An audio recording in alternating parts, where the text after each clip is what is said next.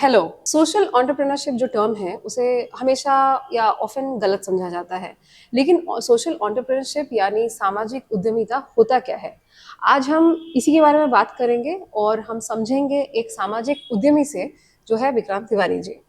हमारे नमस्ते। बीच में है विक्रांत तिवारी जी और आज इसी गपशप के एपिसोड में हमारे साथ है विक्रांत तिवारी और जिनसे हम बात करेंगे कि सोशल एंटरप्रेन्योरशिप, सामाजिक उद्यमिता, सोशल ऑर्गेनाइजेशंस, ये जो सारे टर्म्स हैं हमारे बीच में, इनमें डिफरेंस क्या है और कैसी एक दूसरे के साथ अलग है। तो सबसे पहले तो आप अपनी जर्नी बताइए कि आप एक अच्छे खासे कॉर्पोरेट जॉब में थे और फिर एक ट्रांजिशन आपने मारा एज अ सोशल एंटरप्रेन्योरशिप, तो वो जर्नी थोड़ा ब्रीफ में हमें बताइएगा। अंतरा, आई थिंक कि मैंने ये तो आपसे कई बार ऐसे बताया है, ठीक है, बट आज आपके इस गपशप को जो आपने मुझे बोला है कि गपशप में यूथ्स को खास करके, क्योंकि उनके बीच में ज़्यादा कन्फ्यूज़न है और इन जनरल भी लोग नहीं समझते। You are absolutely right. और मेरी पीएचडी थीसिस भी मैंने इस पर ही किया था, सोशल एंटरप्रेन्योरशिप पे इंडिया के परिप्रेक्ष्य में। और मेरी जर्नी बहुत कुछ खास स्ट्रगल वाला नहीं है। कहने के लिए मैं बढ़ा चढ़ा के बोल दूँ कोई मतलब नहीं बनता है। सो मैं जमशेदपुर में मेरी पैदाइश हुई, यहीं की माटी में खेला पला बढ़ा, यहीं से मैंने मास्टर्स किया। उसके बाद फिर मैं IIM कलकत्ता से भी पढ़ने का मौका मिला मैनेजमेंट को, और थैंकफुली भगवान के आशीर्वाद से मुझे हार्वर्ड बिजनेस स्कूल में भी प्रोग्राम्स के लिए जाने का मौका मिला। And I feel proud to say कि मुझे 100% स्कॉलरशिप भी मिला था हार्वर्ड बिजनेस स्कूल में। ये मेरा बैकग्राउंड हो गया। और मेरा, जैसे मैंने बताया कि मेरी डॉक्टरेट भी जो मेरी है थीसिस, वो सोशल एंटरप्रेन्योरशिप पर ही मैंने किया था, बिकॉज ये एक ऐसा मुद्दा है जो मुझे लगता है कि अनटच्ड है, ये अनएक्सप्लोर्ड है, बहुत अच्छे तरीके से लोग इसको नहीं जानते हैं। ये एकेडमिक हो गया। मेरी जन्म मैंने बता दिया। पेरेंट्स मेरे यहीं जमशेदपुर में ही हैं। और जॉब की जहाँ तक बात है तो लगभग शुरुआत के मेरे करियर, मतलब 2002 है ना, 2002 से लगभग 2010 तक मैं कॉर्पोरेट जॉब में रहा, जो एमएनसी का नौकरी होता था, जहाँ पर कि आपका सुबह 10 बजे का पंच इन होना, शाम को 6 बजे चेकआउट करना। वो एक रूटीन लाइफ बिल्कुल, जो होता है। टिफिन बॉक्स लेकर के जाना। थैंकफुली जमशेदपुर में क्या था कि छोटा शहर है, मैं रहता हूँ जहाँ से मेरा ऑफिस वहाँ से हार्डली 1 किलोमीटर के रेडियस में था, तो लंच के लिए कभी घर भी आ जाता था। तो ये एक ड्यूटी था। बट थैंकफुली मेरे पास में, मतलब क्या बताऊं कि मैं कोई टाटा बिरला घर में तो पैदा हुआ नहीं, तो मेरे पास में ऑप्शन क्या था? दो ही चीज था, मेहनत और ईमानदारी। सो उसी वक्त में इंश्योरेंस इंडस्ट्री आया था मार्केट में 2000 के दरमियान में, जब ग्लोबलाइजेशन के इस दौर में इंडिया जा रही थी, अटल बिहारी वाजपेयी की सरकार थी, तब प्राइवेट इंश्योरेंस प्लेयर्स इंडिया में आना शुरू हुए।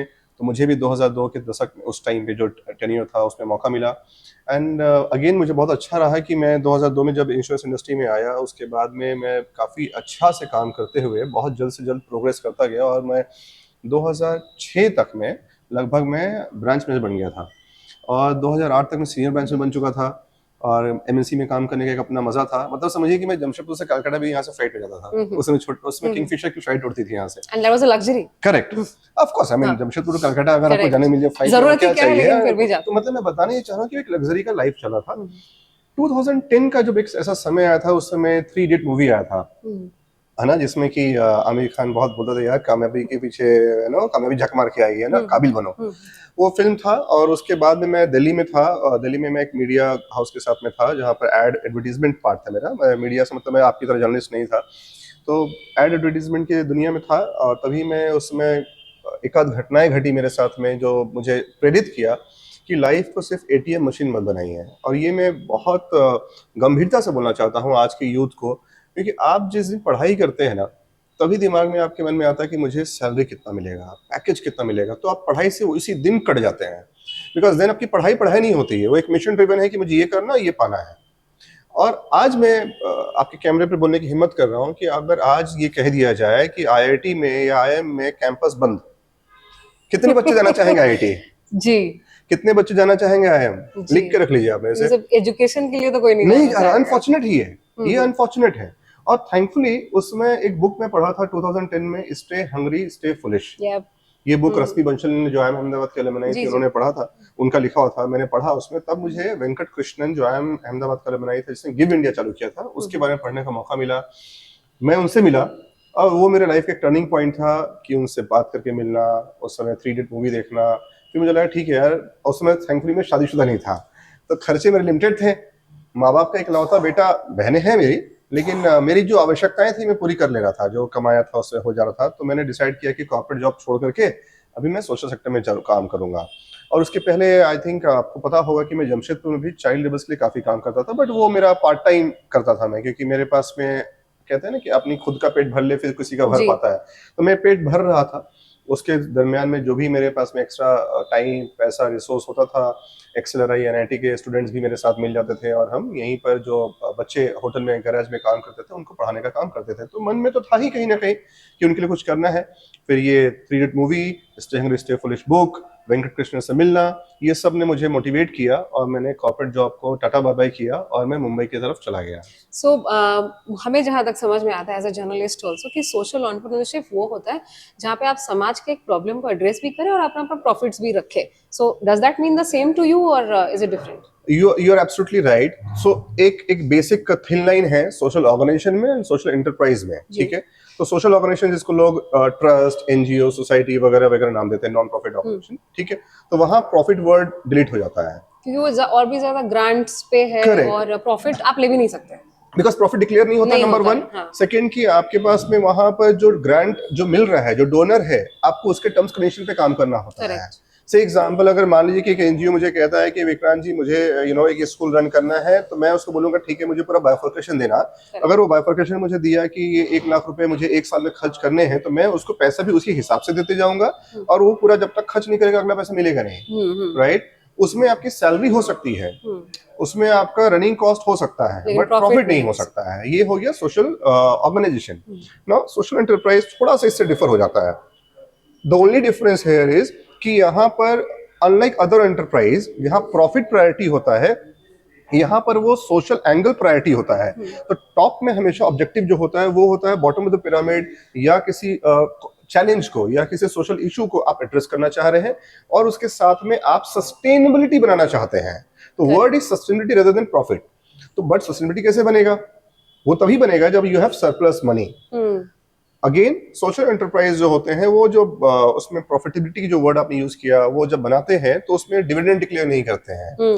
सो जैसे एग्जांपल, मेरा एक सोशल एंटरप्राइज है, आई मे क्रिएट 20% 30% का बफर, मेरा वो एक मार्जिन बना सकता हूं मैं, बट वो मैं वापस री इन्वेस्ट कर रहा हूँ उसी ऑर्गेनाइजेशन के डेवलपमेंट में या उस ऑब्जेक्टिव को और फ्लरिश करने में, उसके लिए मैं काम कर रहा हूँ, मैं डिविडेंड डिक्लेयर नहीं कर रहा हूँ। Okay, so that is the basic difference. हमें पूछना था कि पेड़ लगा के लोग प्रॉफिट कैसे कर सकते हैं, कि ये मॉडल बहुतों को बहुत अद्भुत लगता है, but if there is a model like that कि आप पर्यावरण को भी संरक्षण दे और अपने भी सस्टेन कर सके, सो नथिंग लाइक इट। सो ये कैसे काम करती है? इनफैक्ट आपने ये जो कहा ना पेड़ लगा के कैसे प्रॉफिट कर सकते हो, मैं तो इसको बोलता हूँ ग्रीन गोल्ड, है ना।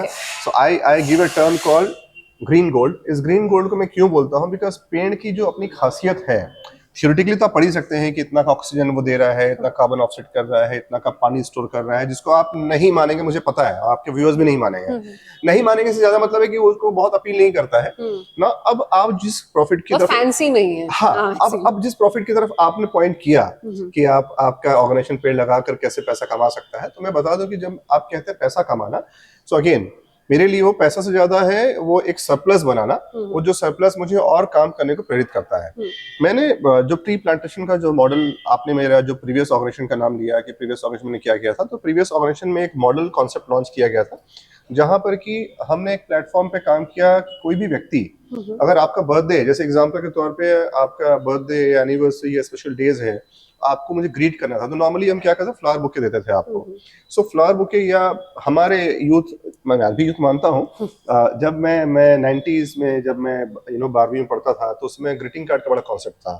यूएस में या ग्लोबली उसका आज भी मार्केट बहुत बड़ा है, ठीक है। थैंक्स गिविंग के नाम पर, न्यू ईयर के नाम पर ये चलता रहता है।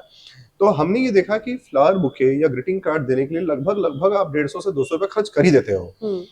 फ्लावर बुके जो है वो आपके 2 दिन में खराब हो जाएगा, ग्रीटिंग कार्ड 2 दिन के बाद गद्दे के नीचे चला जाएगा आपके, है ना, वो डिस्कार्ड हो जाता टेक्निकली। तो ये मॉडल जो था ये कहता है कि why not let's plant a tree. एक पेड़ में लगाऊंगा, जैसे मान लीजिए कि मुझे आपके बर्थडे पे ग्रीट करना है, तो आपके बिहाफ में मैंने एक पेड़ लगाया, वो पेड़ आपके बिहाफ में लगा के मैंने डेडिकेट किया by the means of tree certificate. ये कॉन्सेप्ट था जिसमें कि लिखा रहेगा कि dear Antara, wish you very happy birthday, Vikrant has planted 5 trees और 10 ट्रीज।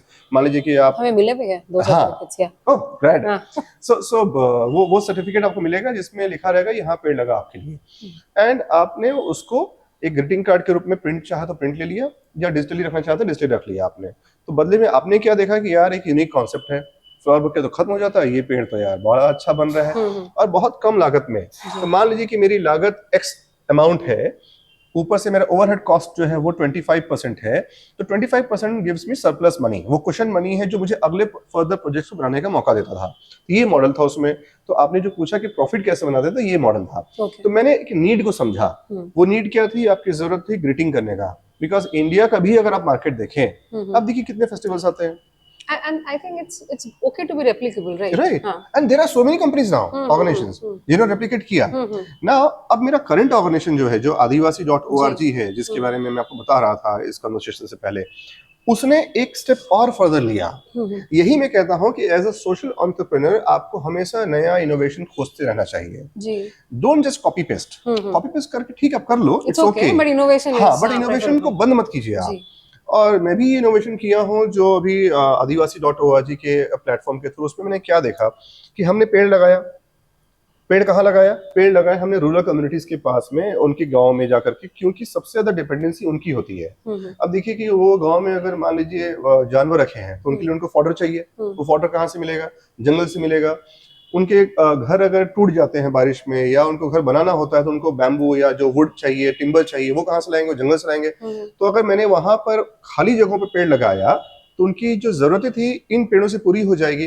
तो वो पहले तो जंगल में नहीं जाएंगे। तो कहीं ना कहीं मैंने जो फॉरेस्ट एरिया है उस पर प्रेशर कम किया है ना। जो एंथ्रोपोलॉजिकल प्रेशर है, वो स्ट्रेस हमने कम किया, नंबर 1। बाय डिफॉल्ट जब वो जंगल में नहीं जा रहे, उनकी जरूरतें बाहर पूरी हो जा रही है, तो वो मैन एनिमल कॉन्फ्लिक्ट का जो कारण था वो भी हमने कम किया। साथ ही साथ ऑफ कोर्स बाकी जो मैंने बोला कि जो इनटेंजिबल चीजें हैं, कि पानी का टेबल को इंप्रूव करना, ऑक्सीजन को इंप्रूव करना, ब्ला ब्ला ब्ला, मिट्टी का कटाव कम करना, वो तो है ही। मैंने एक चैलेंज क्या फेस किया? ये चैलेंज मैंने लास्ट 10 साल में मेरे प्रीवियस ऑर्गेनाइजेशन में काम करते हुए मैंने देखा। अगेन ये चैलेंज मैंने बखूबी इसलिए समझा क्योंकि मैं घूमता हूँ, और मैं मानता हूँ घूमने से बहुत अच्छा आप सीखते हैं। तो मैंने क्या देखा कि जो ग्रामीण लोग हैं उनको रोजगार मिल जाता था पेड़ लगाने के वक्त पे, because of seasonal activity. Nursery में कुछ लोगों को रोजगार मिला, गड्ढे करके पेड़ लगाने में रोजगार मिल गया ना। अब पेड़ लग गया, उसके बाद क्या?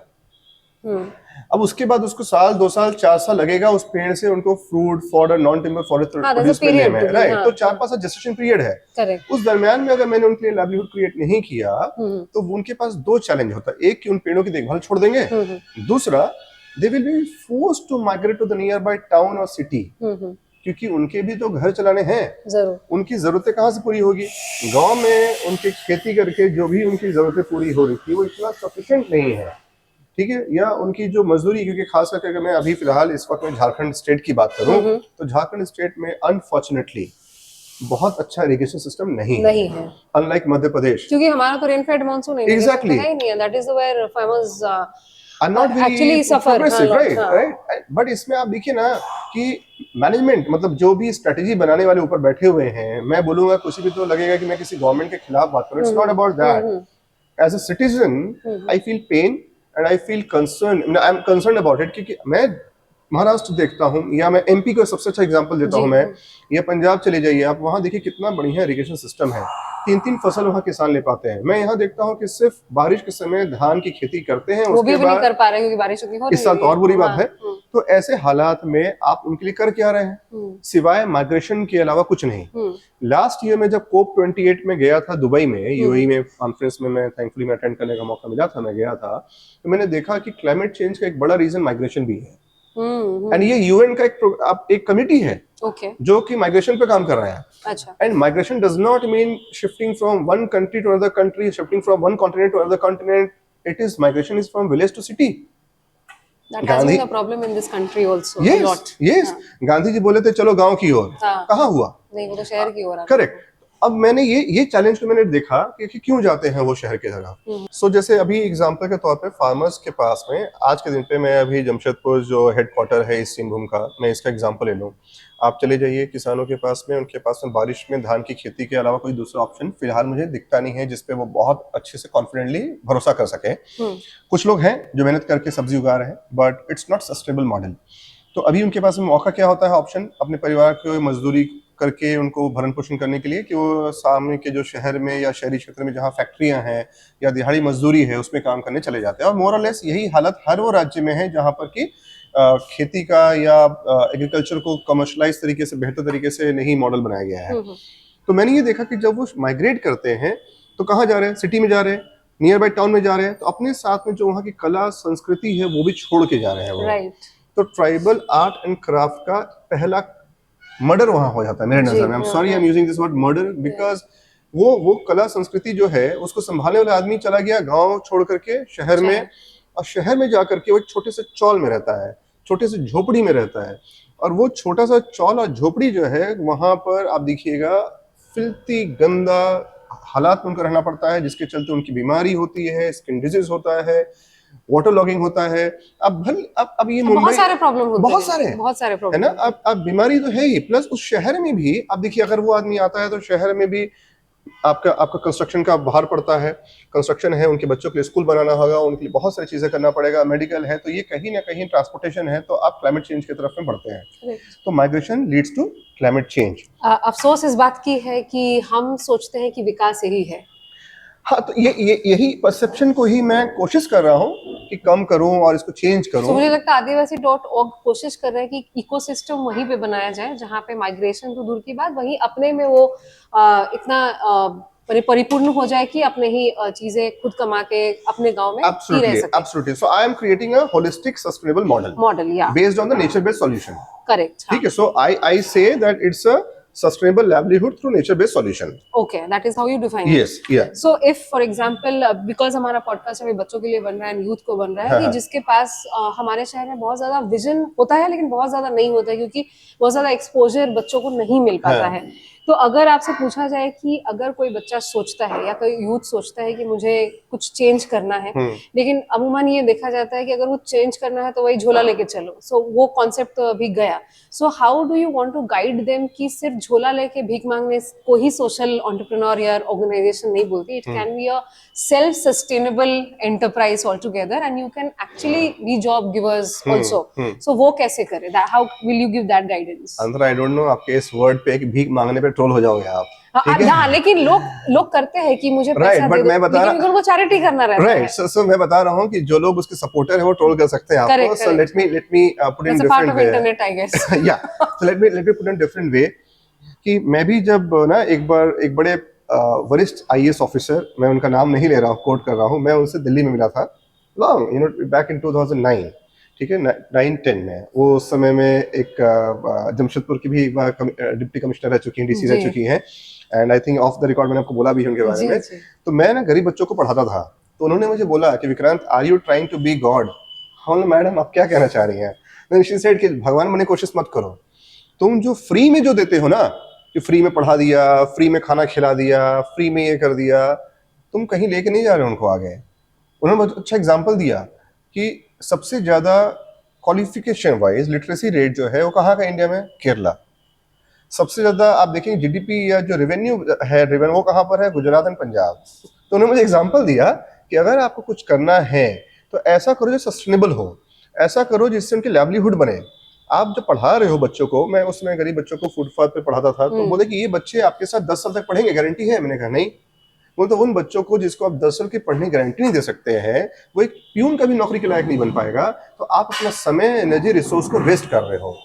बेटर है कि आप उनको कुछ स्किल सिखाओ जिससे कि वो आगे इंप्रूव कर सके अपनी लाइफ में और अपना लाइवलीहुड क्रिएट कर सके, रेवेन्यू बना सके। ठीक है, सो मैं बहुत क्लियरली इस बात को समझ लिया अपने जीवन में, तभी मैंने इस बात को, हमें पता है हम किसके बारे में बात कर रहे हैं, बट ये बात हम मेरे जीवन में भी बहुत असर किया है। क्योंकि एक समय था जब that bad feeling of helplessness बहुत ज्यादा हावी हो जाता है, बट वही जब ये बात मैं याद करती हूँ कि आप भगवान नहीं हो, तो इट काम्स मी डाउन कि अच्छा मैं भगवान नहीं हूँ, तो मैं अपना जितना कर पाऊंगी that is my best. Correct.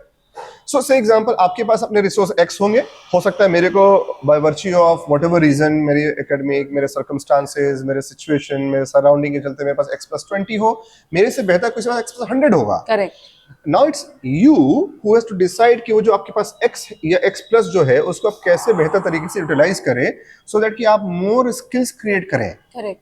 Don't do this कि मैं उन लोगों को माफी मांग के आपके सामने बोल रहा हूँ कि मैं उनके लिए कोई डिमीन नहीं करना चाहता हूँ, उनके लिए बुरा नहीं करना चाहता हूँ, बट मेरा एक सलाह है कि जो फ्री में खाना खिलाना, फ्री में आप किसी को कुछ भी करते हो ना, whether it's a political party और एनी ऑर्गेनाइजेशन और एनी इंडिविजुअल, मुझे लगता है उसमें कहीं गैप है, एक बहुत बड़ा गैप है, और ये बहुत बड़ा वैक्यूम आप क्रिएट कर रहे हैं जो कि खराब है।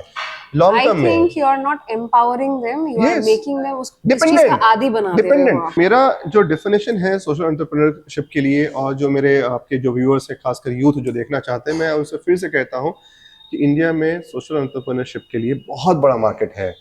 आप कभी भी चैलेंज को देखिए, चैलेंज को एड्रेस करने के लिए सस्टेनेबल मॉडल बनाइए। नेवर थिंक कि मैं किसी से ग्रांट लूंगा, चैरिटी लूंगा। You look for investment, correct, and I am the first investor. My company IMCA stands for Impact Capital and Advisory Services. So we provide advisory and capital both. In fact, अगर मैं चाहूंगा कि जमशेदपुर क्यों ये viewers आपके जहां भी है ऑल ओवर इंडिया में जहां भी देख रहे हैं, अगर उनके पास कोई अच्छा बिजनेस मॉडल है, अगर उनको लगता है बिजनेस मॉडल से मैं मतलब है सस्टेनेबिलिटी के साथ, जहां पर कि आप किसी सोशल इशू को एड्रेस कर रहे हैं सस्टेनेबल मॉडल के साथ में, if they have some proven record, please share this business model with me. I'll be more than happy to evaluate, and if required I will become angel investor.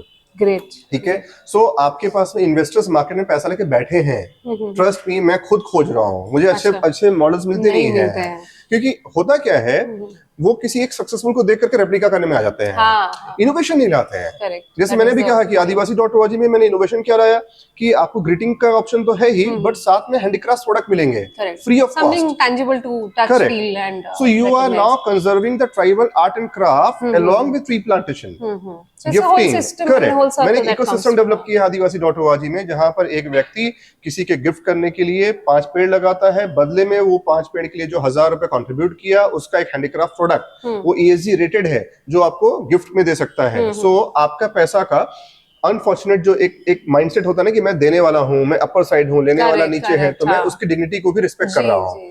और एक चीज जो मैं आपको पूछना चाहूंगी, दिस कार्बन क्रेडिट मॉडल जो बहुत लोगों को नहीं पता है, but can be amazing if people start practicing it. So what is that, how can tree be an investment, and what is a carbon credit model? Okay, so one is that tree itself I feel it's a green gold. मैं बार बार ये word use करता हूँ green gold, because आप एक example देता हूँ। मैंने मध्य प्रदेश में हमारे एक विदेशी इन्वेस्टर के साथ में मिलकर के हमने काफी बड़ा प्रोजेक्ट लॉन्च किया है।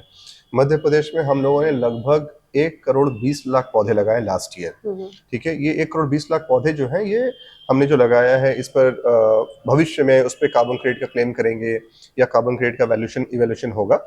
लेकिन हमारा मकसद क्या था? हमारा मकसद था कि यहाँ के फार्मर्स को कैसे हम और ज्यादा आर्थिक रूप से मजबूती दे दें। लगभग 17,000 किसान, 17,000 फार्मर्स को हमने अपने इस प्रोजेक्ट में जोड़ा है। उनके फार्म लैंड में, जैसे मान लीजिए कि वो खेती कर रहे हैं धान का, मूंग का, मूंगफली का, जो भी खेती करते हैं, 3 सीजन लेते हैं, 3 फसल लेते हैं वो, तो उनके जो मेड़ होते हैं बंड, वो बंड यूजलेस होता था, इस पे कुछ होता नहीं था, तो वो तो वेस्ट पड़ा हुआ है। तो मैंने बोला आपके एक रिसोर्स का मैं कैसे बेहतर यूटिलाइज करूं, तो उस बंड पे हमने सागवान के पेड़ लगवाए, टीक है ना। अब ये जो सागवान के पेड़ होते हैं, ये स्ट्रेट जाता है सीधा, अनलाइक अदर मैंगो, जैकफ्रूट जिसका कैनोपी बड़ा नहीं होता है, तो ये किसानों के खेत को भी नुकसान नहीं करता है, स्ट्रेट जाता है। मध्य प्रदेश के मंडी में आज के दिन पे एक सागवान का पेड़ अगर 20 साल पुराना है, जिसकी औसतन मोटाई जो है लगभग 90 से 100 घन सेंटीमीटर हो जाता है, तो 22,000 रुपया मंडी का रेट है एक पेड़ का। ओके, 22,000 रुपये आज का रेट है। मैंने अभी वहां पर कितने पेड़ लगाए? 1 करोड़ 20 लाख। मैं हाइपोथेटिकल वर्स्ट सिचुएशन की बात करूं, जो मेरा एक्सपेक्टेशन है कि 80% पौधे सर्वाइव करेंगे, आप 50% मान लीजिए, तो भी 60 लाख रुपए हो गए, 60 लाख पेड़ हो गए। 60 लाख सागवान को अगर मैं आज से 20 साल बाद हार्वेस्ट करता हूं, तो जरा आपके कैलकुलेटर में जगह है कि नहीं देख लीजिए। नहीं होगा जगह। तो 60 लाख मल्टीप्लाइड बाय 22,000 आज का रेट, आज के मंडी का रेट। 25 साल बाद तो ये बढ़ चुका रहेगा दाम, लेकिन मैं आज के मंडी का रेट भी ले लूं, तो ये अराउंड अच्छा खासा, मतलब आप समझिए कि मतलब एक स्टेट का जो बजट होता है उससे भी ज्यादा है ये। So this can actually economy को भी बहुत ज्यादा सपोर्ट कर सकता है। आप आज देखिए ना, इंडिया में, मैं नहीं कहता हूँ, आप गूगल सर्च करिएगा, आपको दिखेगा कि इंडिया में आज भी टिम्बर प्रोडक्ट, वुडन जो वुड प्रोडक्ट्स हैं, इंपोर्ट कितने का हो रहा है?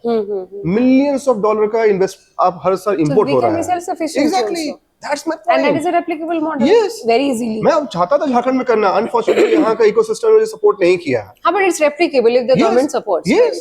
And it will benefit the farmers directly. Government, मैं तो गवर्नमेंट से 5 पैसा नहीं लेता हूँ।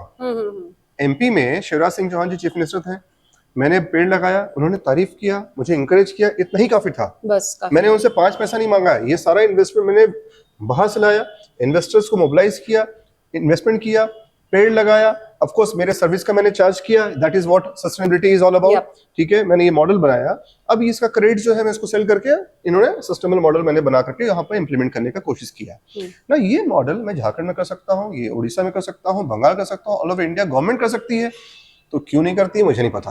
तो यही मैं विजन की बात करता हूँ कि आज ये बहुत पॉलिटिकल लूपहोल्स भी है, प्रोग्रेसिव विजन की आवश्यकता है। अनफॉर्चुनेटली हमारे जो भी टॉप में बैठे हुए लोग हैं वो ये विजन को क्यों नहीं समझ रहे हैं, क्यों नहीं इंकरेज कर रहे हैं।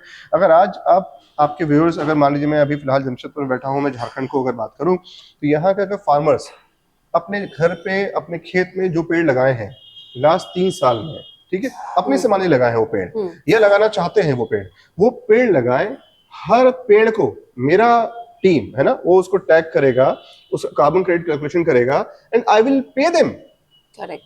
तो आपका पेड़ आपका, फल आपका, उस पे जो क्रेडिट्स निकलेगा वो क्रेडिट्स को मैं मार्केट में उसको सेल करके या उसका मैं कमर्शियल वैल्यू निकाल करके मैं आपको एक्स्ट्रा फंड दूंगा, जिससे आपके सोसाइटी का, आपके लाइफस्टाइल का इंप्रूवमेंट भी होगा।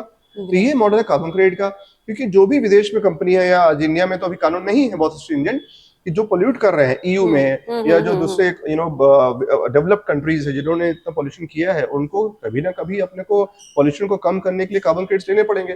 तो कार्बन क्रेडिट्स के लिए why not India? So how do you define carbon credit?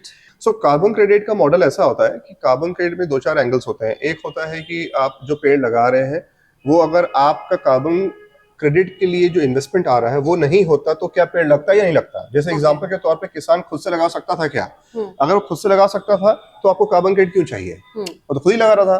But अगर मैंने जैसे एग्जांपल दिया कि वो जमीन बंजर था या वो अनयूज था, वहां पर कुछ हो नहीं रहा था, मतलब किसान के पास अपनी खुद की आर्थिक स्थिति इतनी मजबूत नहीं है कि वो पेड़ लगा सकता है, तो हमने उसको फंडिंग किया, उसने पेड़ लगाया।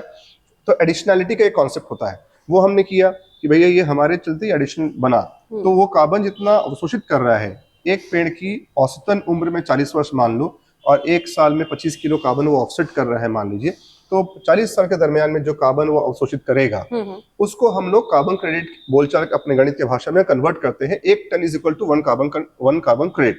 ठीक है, तो ये हमने उसको क्रेडिट्स निकाला।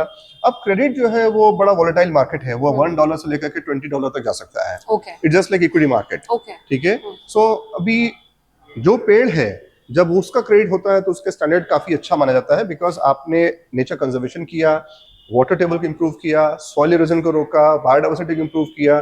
क्रेडिट्स बहुत तरीके से मिल सकता है, जैसे ऑर्गेनिक फार्मिंग करके भी क्रेडिट ले सकते हैं आप, क्योंकि आपने मिट्टी को जो टिल्ट किया या जो आप उसमें केमिकल फर्टिलाइजर्स डाल रहे थे उसको आपने रोका, तो उससे चलते जो प्रदूषण आपने कम किया उसका भी क्रेडिट मिलता है। कोई भी सिटी, कोई भी शहर अपने आप में अपना खर्चा निकाल सकता है आपके नेचर के साथ में तालमेल करके। नेचर को दुश्मन मत समझिए। ये अनफॉर्चुनेट है कि लोग को लगता है ना कि पेड़ काटेंगे, हम कुछ डेवलप करेंगे, बिल्डिंग बनाएंगे, तो development. That's wrong, that's absolutely wrong, because if you go today, I will tell you कि अभी आज के दिन पे 2 दिन पहले इंटरनेशनल टाइगर्स डे था। इंटरनेशनल टाइगर्स डे पे the valuation of Kanha tiger reserve, the valuation of Panna tiger reserve, the valuation of Pench tiger reserve, the valuation of Ranthambore, you see all this, आपको दिखेगा कि कितना वैल्यूज है, उनके करोड़ों में वैल्यूज है for the biodiversity, for water, for all the resources. ठीक है, इमेजिन कीजिए कि आप अभी आप जाकर ऑनलाइन सर्च करेंगे कान्हा में या पेंच में जो कोर जोन में घूमने का सफारी का, आपको 2-2 महीने का एडवांस बुकिंग है।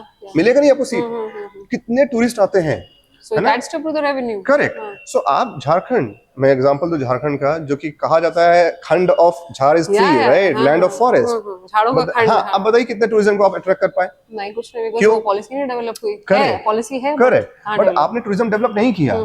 जब टूरिज्म का सबसे बड़ा गढ़ हो सकता था ये। मैं आज जब बॉम्बे में हूँ या सिंगापुर में हूँ, मेरे ऑफिस में जाता हूँ, जब मैं बात करता हूँ कि आर्ट एंड क्राफ्ट के बारे में, no one knows about Sohrai art, no one knows about Patkar art, Chhau dance नहीं जानते लोग। There will be a time जब लोग चाहेंगे ये करना, because that will be an escape route from the busy and AI life that is upcoming. So एक youth, इतना हमने बात की है, लेकिन एक यूथ को अगर मान लीजिए हमारे जमशेदपुर के स्कूल में जहाँ पे उसको डिग्री चाहिए और IIT जाना है एक नौकरी पाने के लिए, उसको अगर सोशल एंटरप्रेन्योर बनना है और उसको गाइडेंस चाहिए, मेनी टाइम्स होता है कि मुझे करना है लेकिन पता नहीं कैसे, तो उसको आप क्या गाइडेंस देना चाहिए? How he should start exploring things from now onwards? So one is that when you are in 12th, ठीक है, मतलब मैं अगर आपको शायद आपके आपके पेरेंट्स जो देख रहे होंगे बच्चों के, तो बोलेंगे यार ये तो मेरे बच्चे को डाइवर्ट करने की बात कर रहा है कि मेरा बच्चा तो आईटी करना था।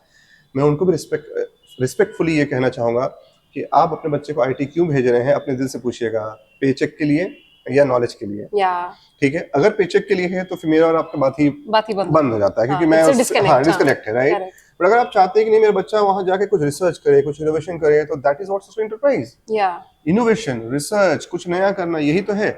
एक मैं क्या बेनिफिट दे सकता हूँ, तो एज माय कंपनी इनका stands for advisory and capital, I am ready to invest, I am ready to give advises. ठीक है, feel free to reach out to me through my LinkedIn profile और you know my email.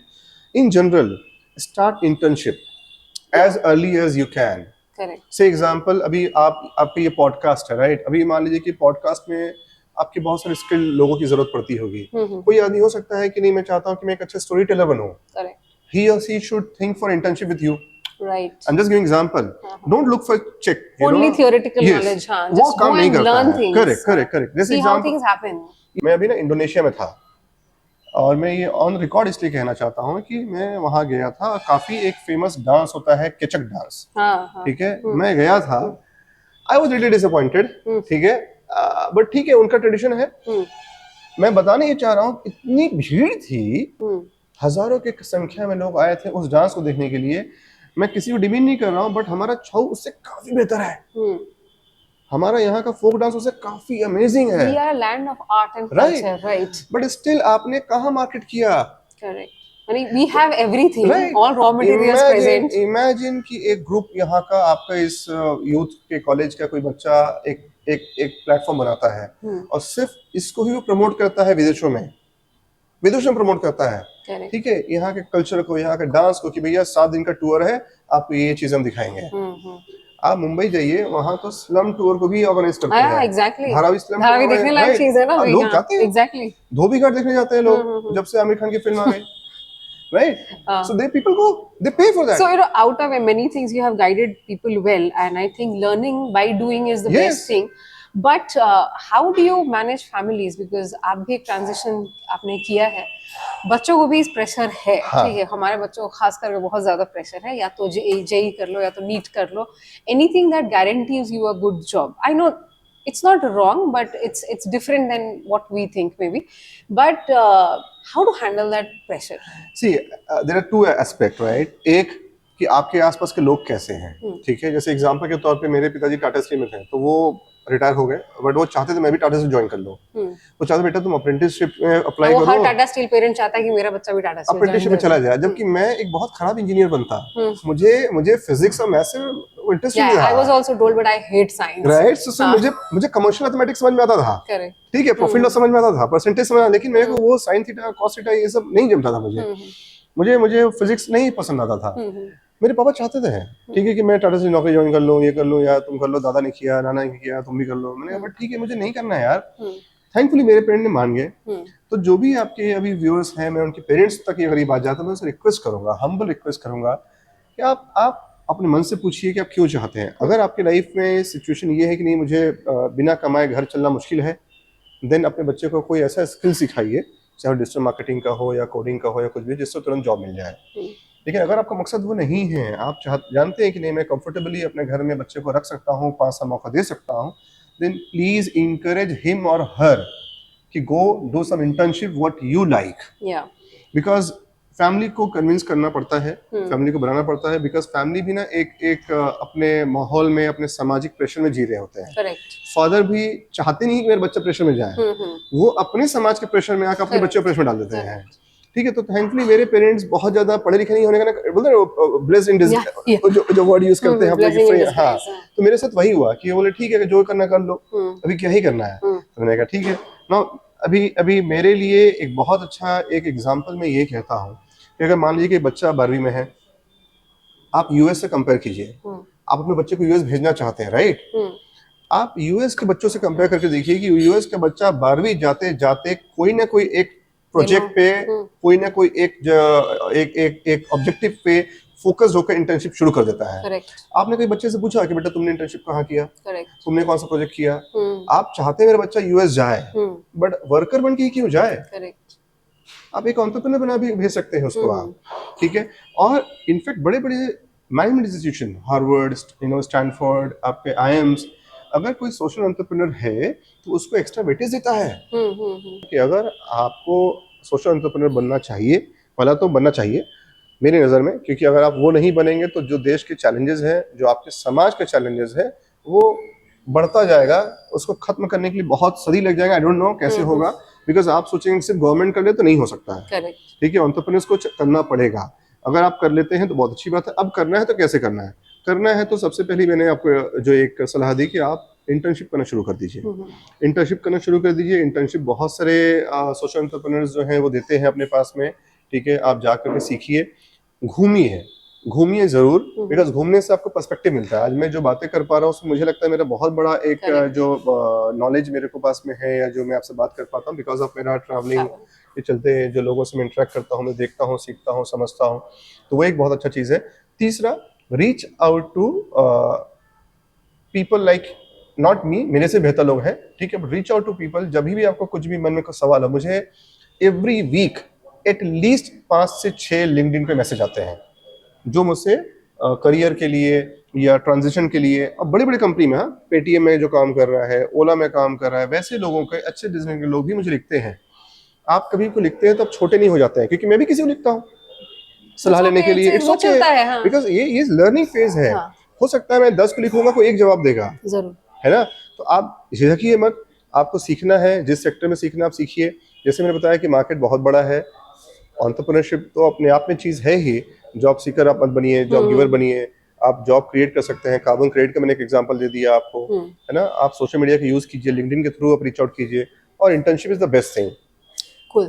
So thank you so much for being in this podcast. और आप अगर social entrepreneur बनते हैं, खास करके इनोवेशन के साथ, तो वो आपको और देश को भी बहुत आगे तक ले जाएगा। सो हम हमेशा बात करते हैं कि जॉब सीकर्स ना बने, जॉब गिवर्स बने, लेकिन जॉब गिवर्स बने ऐसे सेक्टर में जो एक्चुअली मैटर करता हो आपके लिए और आपके देश के लिए। So thank you again for being in this podcast, और हमें आशा करते हैं हम कि आपको ये पॉडकास्ट अच्छा लगा हो। सो अब से हम जो भी पॉडकास्ट करेंगे, हम कोशिश करेंगे कि यूथ के लिए बहुत ज़्यादा उसमें वैल्यू रहे।